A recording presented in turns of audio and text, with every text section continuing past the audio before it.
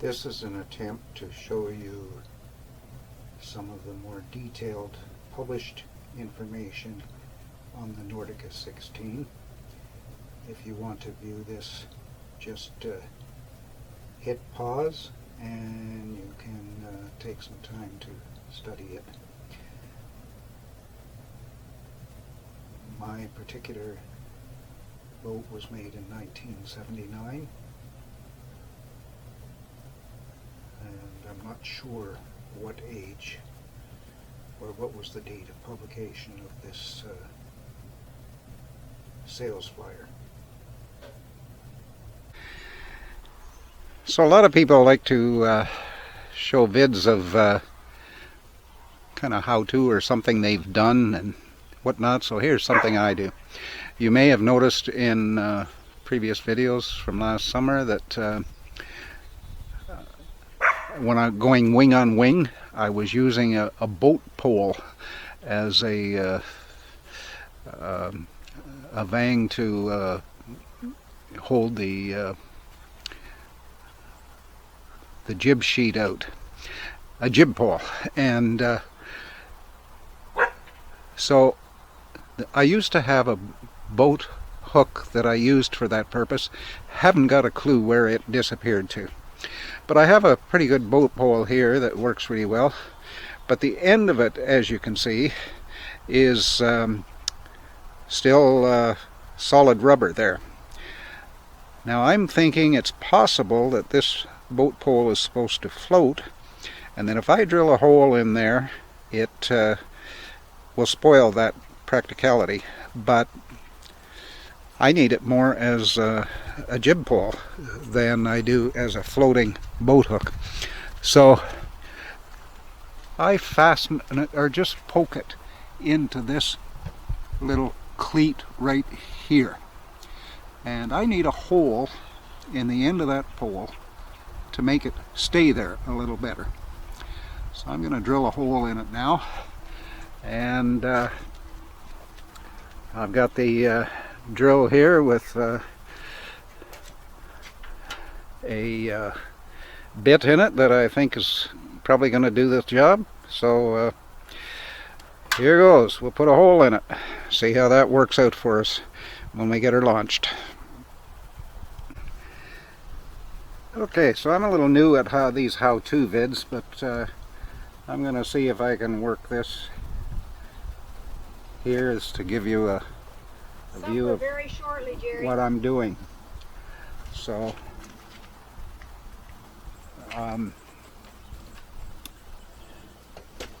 here goes nothing. I've just been called for supper. You might have heard that on the microphone. That's kind of a good thing. It'll be my first meal today, apart from a couple of bananas.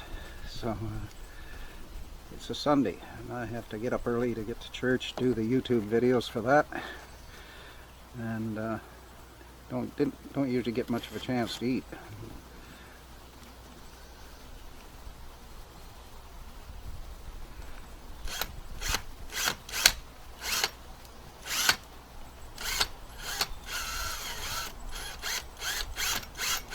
That's pretty close to center.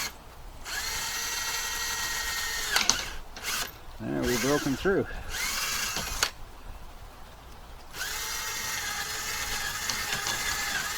Ream that out a little bit.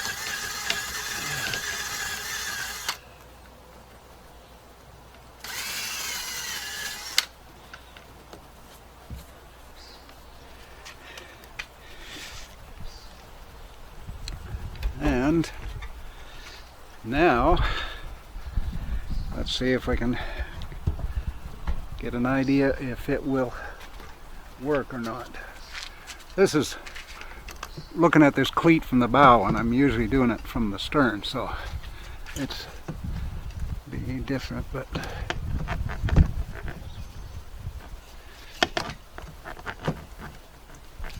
yep, look at that.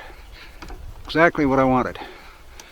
So we'll have to try that in the water as soon as we can get her launched, which is hopefully going to be this week.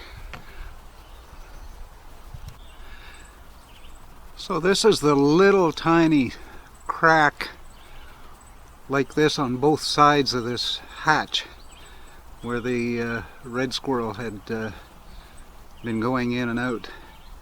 Plenty big enough space for it to go in and out, but I wouldn't have expected it. So I'll have to seal that up a little better next year. At the back of the cockpit here, there's a little hatch there where I keep floats and whatnot, small fenders in there, and a couple of dock lines. So I put the small anchor on top of it there to keep the any critters from lifting up that hatch and getting in that way. But didn't really expect the action to happen on this other end. Some of you may be wondering if this is how I transport the boat with the mast tied down and whatnot. That little board there is several decades old. It came with when I purchased the boat from the previous owner, and my answer to your question would be yes, this is how I would transport it back and forth to the boat ramp, but it's not how I would do so for a long trip, because the boat ramp is about 5 kilometers or 3 miles away, so, and mostly smooth road, and so it's not a big issue for transporting the mast and the boom in this fashion for that distance. I don't have the tie down straps on yet, but I do have tie down straps keep the boat from bouncing on the trailer. You know, you'd think a boat fairly heavy like this, you wouldn't have to worry about tying it down too much, but hey, you'd be amazed at how much they can still bounce. And so at one time on a trip, lost one of the back pads off here on a bounce. Thankfully, I'd had the boat tied down and didn't lose the boat, and it was tied down so well that the upright rod didn't go up through the bottom of the boat, and that was when it was I'd freshly repainted it, both the top sides and the bottom with the anti-fouling and everything, and the white stripe along the in between. The boat looked beautiful, and it would have really sickened me had that support gone up through the hull of the boat. Thankfully it didn't, but it did serve to prove the point that you need to keep these things tied down well when you're transporting them on a trailer. I've seen boats come off trailers at traffic lights. People tried to accelerate away. The trailer came with them. The boat decided to stay put. Makes life interesting. Captain G here again. It's a couple of days later since the earlier clip that you've just watched, and I finally got part of an afternoon here to work on the Nordica a little bit more to get it ready to go in. And I was telling you about some concern I had all winter about red squirrel getting in, and showed you the picture of the cockpit. No evidence. Well, I hope you noticed how closely that cabin hatch fitted, but still, when I opened up the cabin this afternoon, this is what I found. Now, I'd had this dinghy in there inflated